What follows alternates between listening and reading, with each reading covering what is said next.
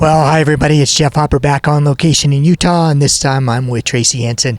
And Tracy is a mentor to a lot of our women's groups, and she spent a lot of time on the LPGA Tour. She's been on these videos before. You know Tracy. Hi, Tracy. Hi, Jeff. It's good to be back. Yeah, cool. We're going to talk a little bit about how men and women can help each other in golf and in life. And a couple of years ago when we were doing the Links Players magazine, I interviewed Emma Talley, who's on tour now, and she had just wrapped up a very successful career at the University of Alabama, and she talked about how she liked practicing with the men's team because it taught her things that weren't happening in her game normally, things like getting out of trouble. Guys get into trouble more, and the women hit it down the middle. If you ever play often with women, it really frustrates you because they're always in play. But Tracy, what about in your own experience? Are there things that you reckon, now you've played a lot with men, a lot with women, what can men and women give to each other in the game? I think in our American culture, there's kind of this division between men and women. Like, well, it's men's day, it's ladies' day, and like there's this, like, can't mesh with each other. And I think one thing I learned in a couple trips to Kenya is that men and women in Kenya play together regardless of handicap, and they enjoy it. Oh, interesting. Yeah, and so I think, what would it be like for our men and women at our country clubs or golf courses to actually intermingle with one another and watch each other? And I get a lot of men who say, you know, I love watching you play because it's more relatable, you know, from distance off the tee to different shot making. And the biggest key, though, is that men have to know that they're not there to fix the women.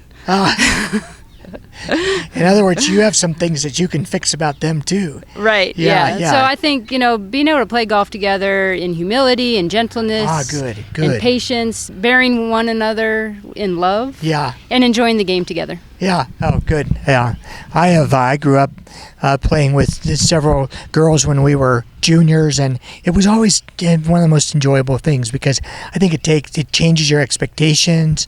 It just does some things that cause you to say, okay, this is not life and death. And guys tend to think life and death. Yeah. And women think more socially on the golf course. Men think more competitively. But what would it be like to come together? So the balance of that, and just enjoying the game together. I love that. Yeah. What about in our faith walk? You spend a lot of time talking to people about their faith and their life, and you do it with men and you do it with women, and you do it comfortably with both. What do they have to learn from each other? You know, one thing I really am thankful that I learned years ago is that God created men and women, and both reflect together the image of God.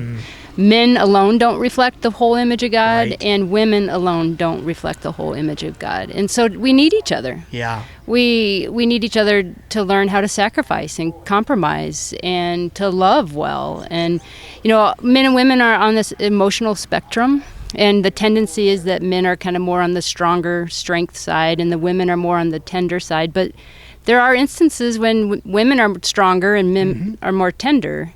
And I think we need to live in that emotional spectrum with each other in our faith, to teach each other how to be vulnerable, to have good, healthy boundaries, to learn how to communicate honor, respect, love well, to serve, to sacrifice. I think we need each other to learn all of those things. We can't just learn it from our own gender. Yeah, wonderful. Well, thank you, Tracy. It's always great to talk to you. Yeah, it's good to be back. Yeah, cool.